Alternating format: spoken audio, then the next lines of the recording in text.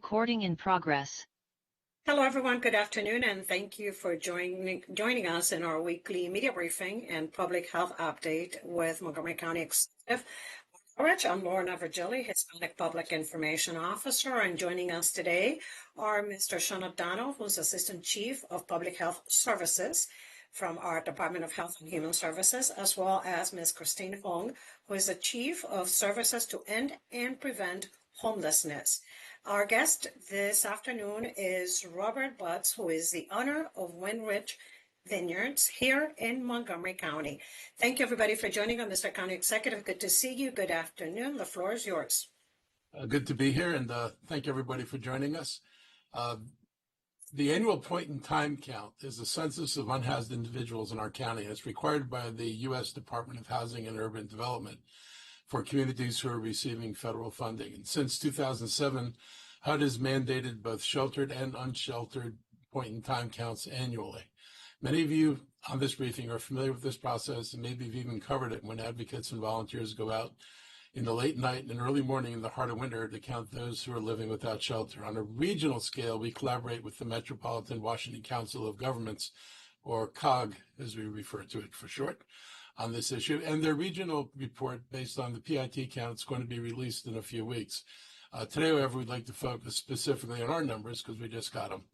We've seen a significant 47% decrease in homelessness impacting families. Just a year ago, we were facing an 80% surge in family homelessness because of post-pandemic economic instability, the eroding safety net, the fact that rents are still too high, and the fact that the courts are getting caught up with eviction proposals, and so the number of evictions has been rising. We didn't just throw up our hands, though. We invested significantly into the short-term housing and resolution, or SHARP program, that we have. And let me tell you why SHARP is the smartest investment in this county. It provides a real bridge to stability. SHARP just doesn't put somebody in a temporary hotel room. It provides a security deposit, a 12-month rental subsidy, and navigation services for an apartment. It gives families breathing room they need to live while they stabilize their lives, and they're living in a home rather than a shelter or a motel. Since we started this in early 2025, SHARP has helped over 300 households finding permanent housing. That's more than 1,000 adults and children who have stability of a home again, which is an incredible success. It's more humane, and it's cost-effective, and more cost-effective than motels. Our motels, putting a person in a motel is costing us north of $30,000 a year.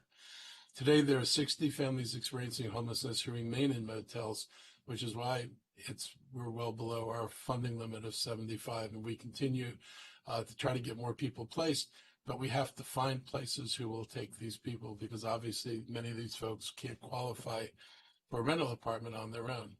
By moving families into permanent housing faster, we reduce the trauma of homelessness for children, and we save the taxpayers from the higher costs of the long-term emergency shelters we use. Some in the council are quick to see the success and uses an excuse to redistribute $2 million I requested for SHARP in the 27 budget. That would be a mistake. If we don't fund this in the 27 budget, our capacity to help new families will drop by 68 households. Those families will end up right back in our shelters and overflow motels. Most of all, you actually want us to spend this money and to knock that number of people who are not in hotels down. We need to knock that number down. By knocking that number down, we'll actually spend less than we spend in the SHARP program. So that would not be a cut worth taking. We still have work to do. Our family numbers are down. Our chronically homeless population, mostly individual adults, saw a 14% increase compared to 2025. One big reason is that there simply are not enough deeply affordable housing units available. That's the reality of the county. My administration's plan is to take the success we've had with families and expand SHARP funding to help support individual adults. We also have to be vigilant because the winds in Washington are shifting. They're actually blowing against us. The Department of Housing and Urban Development is moving away from housing first models and cutting permanent housing solutions. They want to go back to temporary solutions like transitional programs, even though we know that housing first and programs like permanent supportive housing are the right approaches. We need permanent solutions. We don't need people to be in a shelter temporarily and then after a certain number of days get kicked out.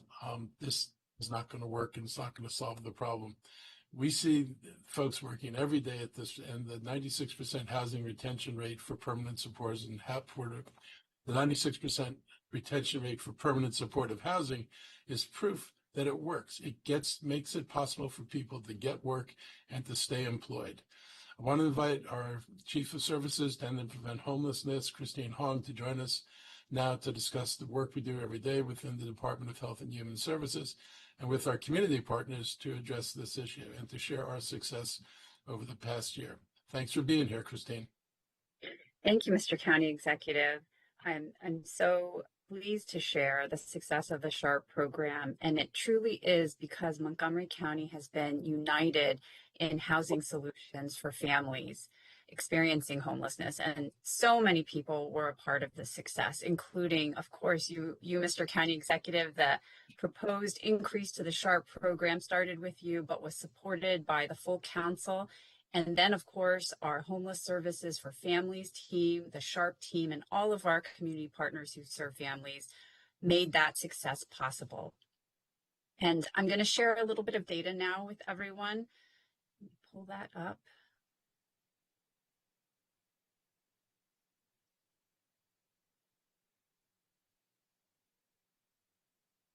Pardon me.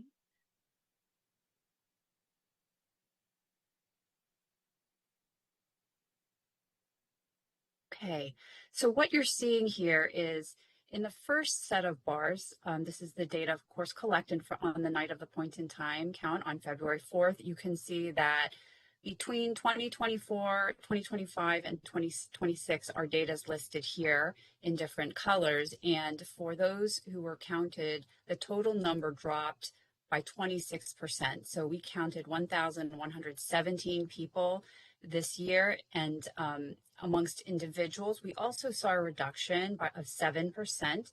We counted 742 individuals.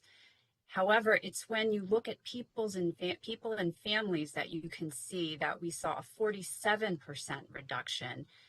That's huge. The fact that we house so many people over the last year is truly a result of the SHARP program and all the work done and the support from our county. And I think what is noteworthy, as the county executive mentioned, is that the only number that went up this year is the chronic number. And these are largely individual adults who timed into chronic status as a result of us not having enough housing available for individual adults. So this is some of the work we have yet to do, and I wanted to highlight that here. And then let me move to the next set of data, which is the number of families that we house through the SHARP program.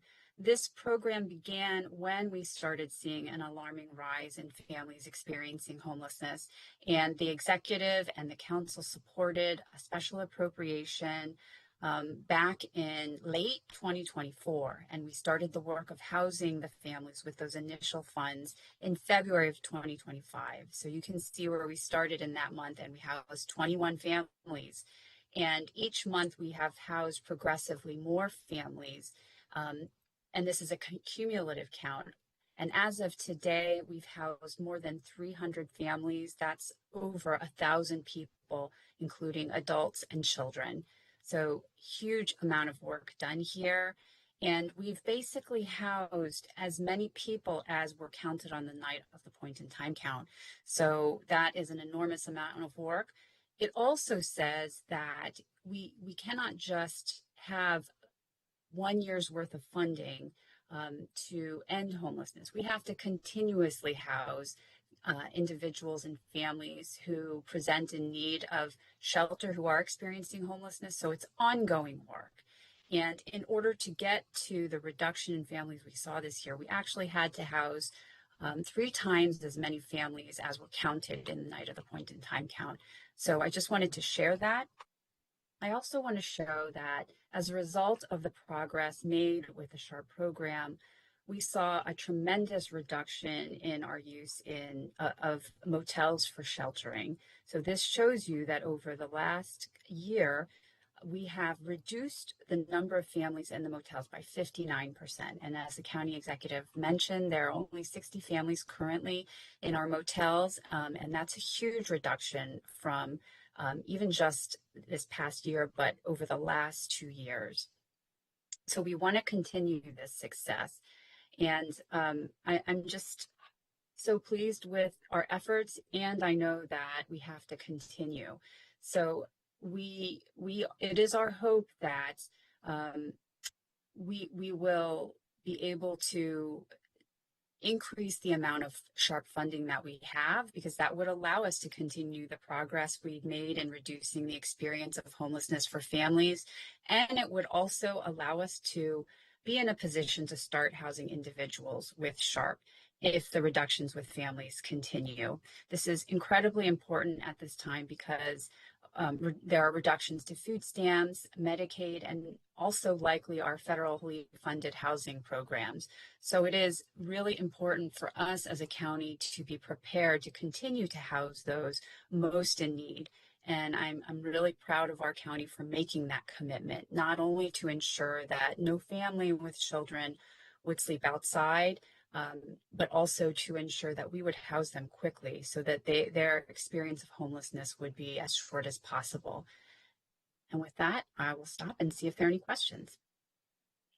Thank you, Christine. Members of the media, if you have any question for Christine Hong at this time regarding the point-in-time count and homeless families in the county. I see Ms. Hackleby, Bethesda Today. Good afternoon. Hello. Go ahead. Oh, Judy? Oh. I was first just going to ask, would you be able to share that slideshow in the chat for our reference? I think so. I will check with our team, and I think that's something we can do. Okay, thank you. That's all. That was a request. Okay. Christine, if you want to email that over to me, I'll make sure it gets into the chat before the end of the briefing. Great, thank you. Thank you, Scott. Judith Hurth, she's with the Greater Olney News. Good afternoon, Judith. Hi, good afternoon. Thank you. I'm sorry if I missed this or misunderstood it, but who are you counting? Are you counting people in shelters or in hotel rooms, or are you out looking in wooded areas where there might be an encampment?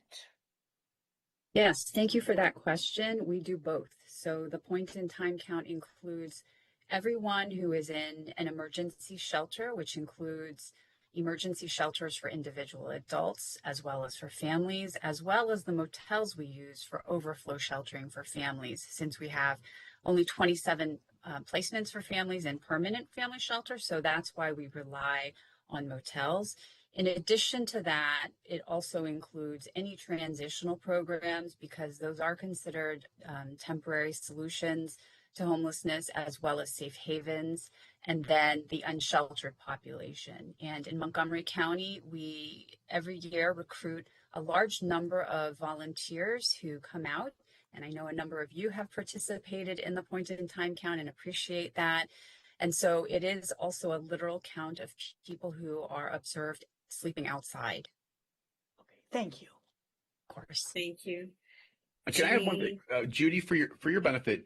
The county actually has a map that it utilizes during the point in time counts, where actually, like any place where we know that it's likely that homeless individuals may congregate or may be found, that we actually go and proactively check on the point in count evenings, and it shows a map of the across the county, and we have teams go out and check each of those locations, and if we do encounter people, count how many there are there. Gotcha. Thank you. Mm-hmm. Thank you, Dr. Stoddard. Jeannie Bixby, the banner. Good afternoon, Jeannie. Go ahead. Afternoon. Thank you so much. Hi, Christine. I was curious if you could elaborate on, when folks are part of the SHARP program. I know that it's a very limited fund case situation. Like, I know it's early rent, first time rent, things like that. Does the department keep data on how many people are able to stay in their housing following that? Or do you ever see issues with people who are returning to homelessness? Yes, so we are tracking that, and because we started the program for families specifically um, just over a year ago, and it is a 12-month program, the data is still very early. However, I'll say that families are well equipped to increase their earned income as needed before the 12 months are over, and we continuously provide navigation services during those 12 months, monitor their progress, and are prepared to provide additional supports if needed. But most families do not need those additional supports. So it truly is a way for them to get housed quickly, to not spend a long period of time in shelter, so that they can return to normalcy, especially families with minor children. It's so disruptive to be in the motels or to be in emergency shelter. Wonderful. Thank you so much for clarifying. Sure. Thank you, Jeannie. Kate Ryan, WTOP. Go ahead, Kate. Thank you very much. I wanted to check on how many children, again, how many minor children are among the counts that you're finding? And is that a result of the difficulty of finding, for example, folks who talk about rentals with 1, 2, or 3 bedrooms? That's what I'm hearing here in DC. Many families who are, say, looking for apartments can't find any, even, out of their price range. What's the situation? And again, forgive me, but on the charts, how many children would have been among that count?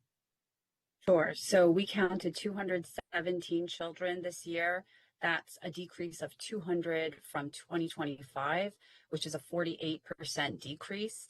And to your question, absolutely, it is very hard for families to find larger units. And we are, one of the things that our partners has developed, this is Bethesda Cares, is what's called a Rent Select database. And this is a database of landlords who they have recruited specifically to work with households that are exiting homelessness. So that's also been a part of the success. We are really appreciative of their efforts on the Rent Select database, but you're absolutely right, that can be a challenge. Thank you very much. Thank you, Kate. Sheila, I see your hand up.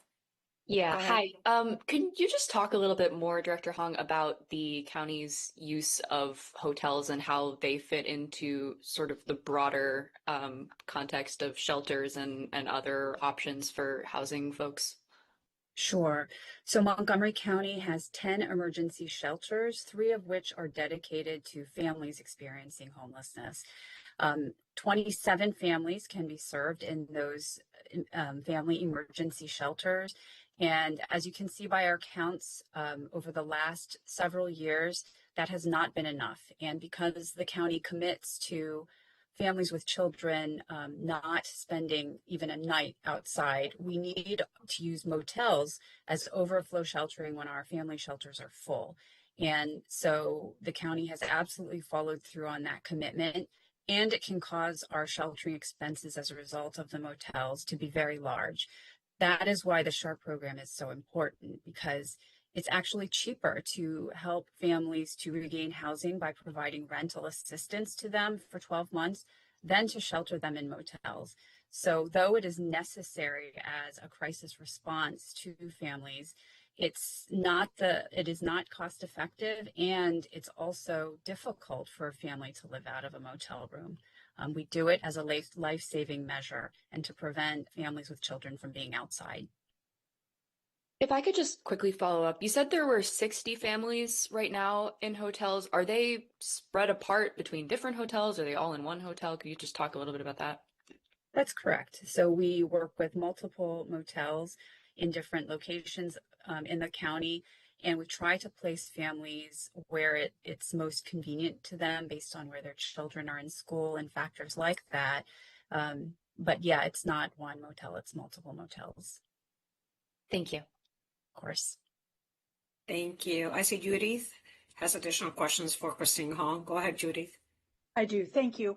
I'm wondering if you're surprised by these numbers, given that a few months ago when we all chatted about homelessness and everyone was a bit concerned about with changes going on in the district and what the administration was doing down there, that we didn't know what impact it might have, homelessness might have on Montgomery County. Are you at all surprised that these numbers have not drastically increased?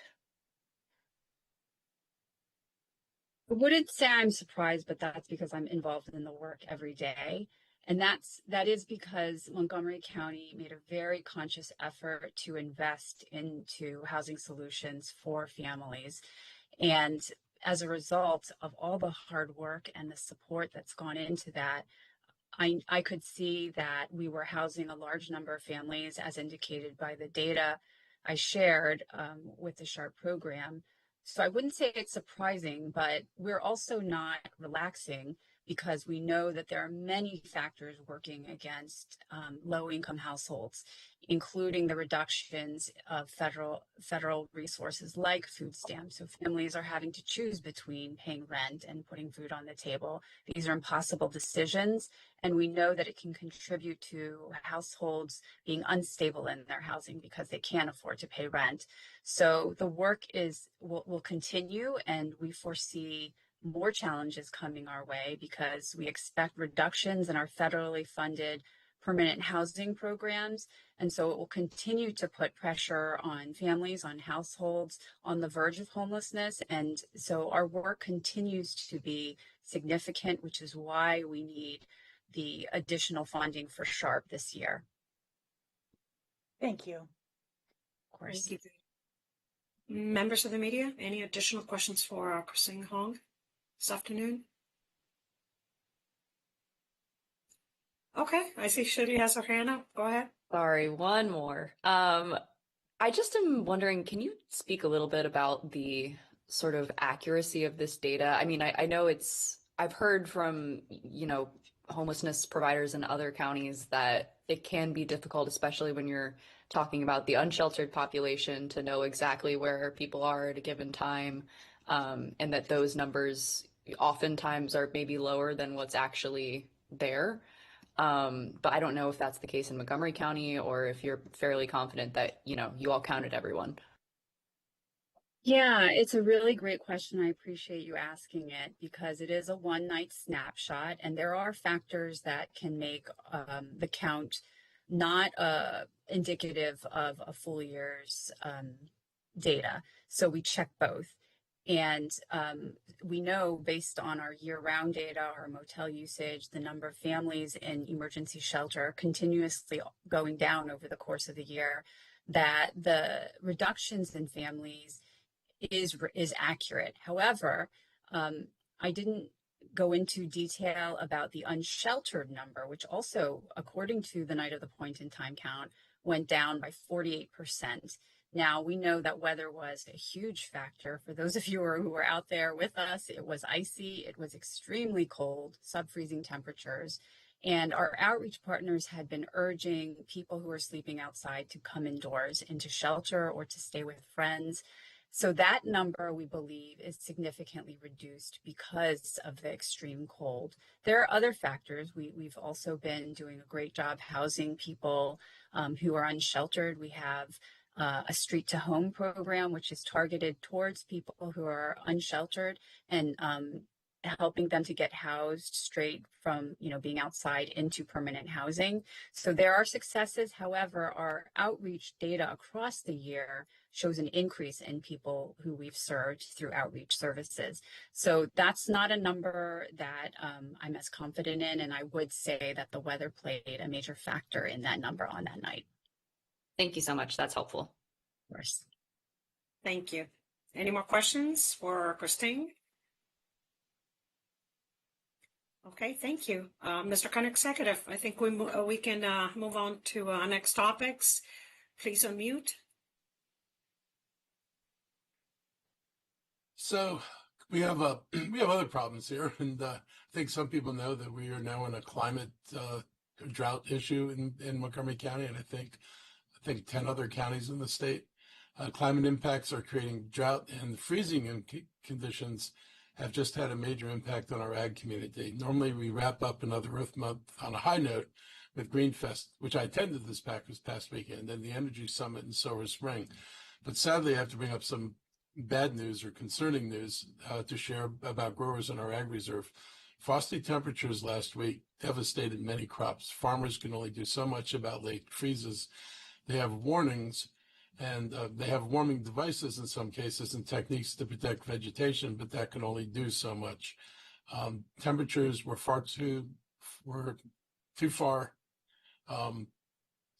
too low across the Mid-Atlantic region for long stretches of time. Farmers in the county estimate 80% of blackberries and 60% of apples and cherries are gone.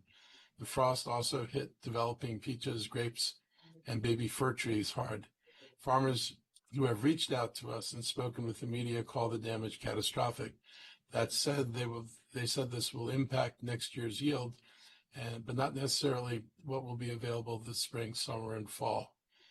Our ag reserve was created in 1980, and it encompasses 93,000 acres and supports roughly 350,000 jobs and contributes $8.25 billion in economic impact during a normal year.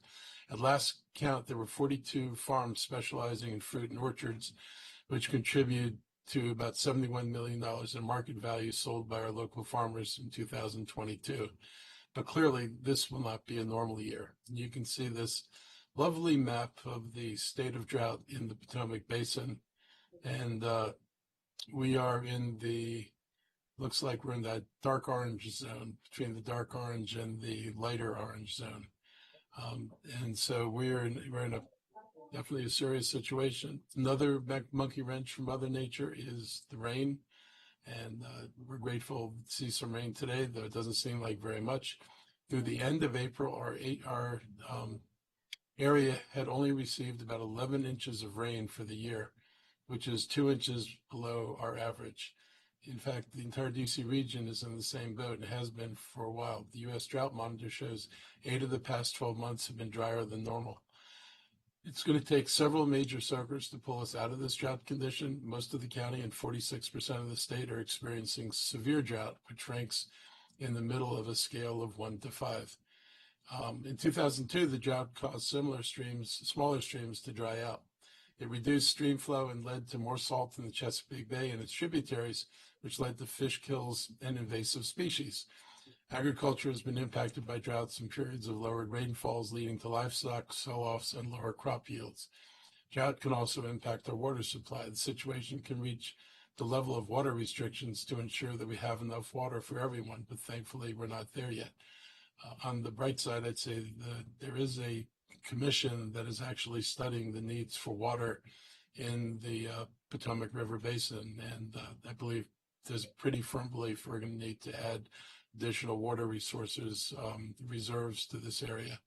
Right now, I want to introduce Robert Butts, the owner of Windridge Vineyards in Darnestown, and his family-owned farm has been around for more than 50 years, even though they only started growing grapes for wine in 2011. So, Robert, how's this cold weather impacted your business and other farmers in our area? Yeah, no, thank you for reaching out. I just want to say on behalf of the farmers, I really appreciate the executive highlighting this issue. So for Windridge, yeah, I mean, there's really just no way to sugarcoat it. On the grape side of our business anyway, pretty much 100% of any living tissue was frosted off on that morning of the 21st. The vines do have some limited ability to rebud, so they can protect themselves, but those secondary buds tend not to be fruitful. So we're looking at very substantial crop loss here, which, as the executive correctly points out, because we're a winery and we work, I'm not selling wine that I produce now. I'm going to produce this vintage in the fall and sell it next year and in the out years. So it's really an issue that will affect us for several years to come. So we're ready to open up for additional questions for Mr. Robert Butts regarding, I see Kate Ryan, WTOP. Go ahead, Kate. Hi, I'm glad you brought up when and how consumers might see how you've been affected there. Again, So if they want to come and visit, and you do visit and events and things like that, does that end of the business still hold up? And do you have much inventory to carry you through to help kind of blunt the effects of what you've been through this year? Right. That's a great question. And I'll give you an answer as it relates to Windridge, but the experience at a frost event is going to be different for every farmer, right? So in the early days of growing grapes, I was a grape grower. I didn't produce any wine. So this event would have basically meant I would have lost all my income on grapes for the year. And that is the case for many people that grow peaches, apples, strawberries, the crops that the executive pointed out. They're just not going to have those to sell. In the winery, it's a little bit different because, you grow grapes to make wine, and good wine requires some cellaring. So to answer your question is, yes, we've been preparing for this over the years, and we do have some inventory. So essentially now, though, that's going to kind of set us all back, and we'll be working the next 5 years or whatever to try to climb out of this event, if that makes sense. Does. And then what if, I know that people in Montgomery County and who come from out of the area to visit these farms and buy on the farms, for example, through CSAs and things like that, if they want to help farmers weather this, pardon the use of that phrase, but what can they do to support the farmers that are local? I know that's a big selling point. Yeah, so I really appreciate that. And so I think it comes down to, not every farm may not have exactly everything that the customer was used to getting in years past, right?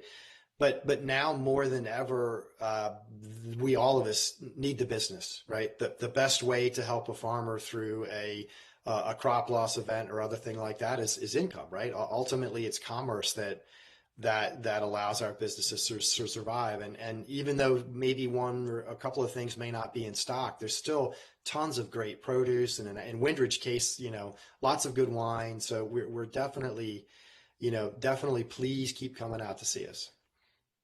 Thank you very much. Thank you, Kate. I see John Finley from Fox 5 DC. Go ahead, John.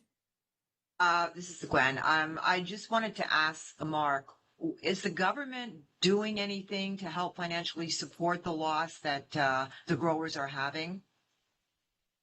We don't have any kind of fund that we would be able to draw out of that I can think of to work on that. I mean, the federal government, I don't know, you guys covered by crop loss protections through the federal insurance like other farmers are?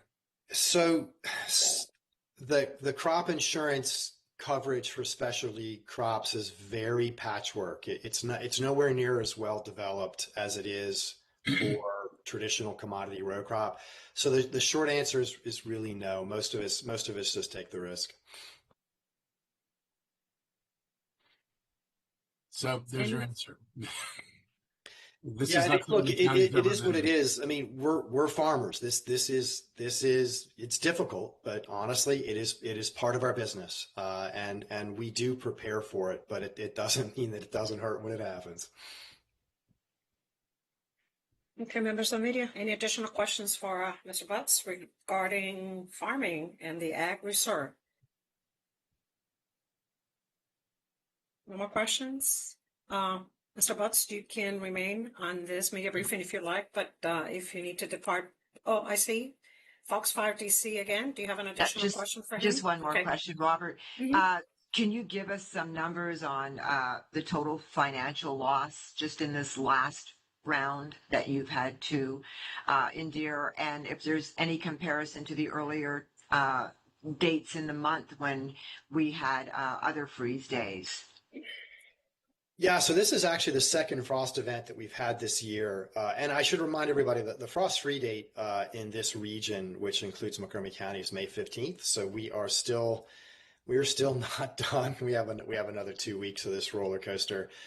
The first frost event, at least the Windridge was able to largely escape. Our frost mitigation tools were effective, and also the vines were just beginning to bud out, so I didn't have a whole lot of tissue at risk.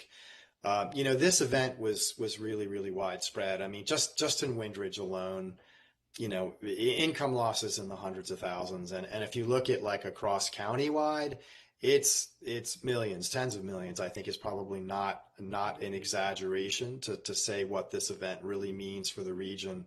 And I should say this event was massive. It stretched from New Jersey down to North Carolina. So if you look at the farm impact region wide, it really is quite substantial. Thank you. Any additional questions? Okay, Robert, if Thank you you. need Thank to you, depart, Robert. please feel free to do so. And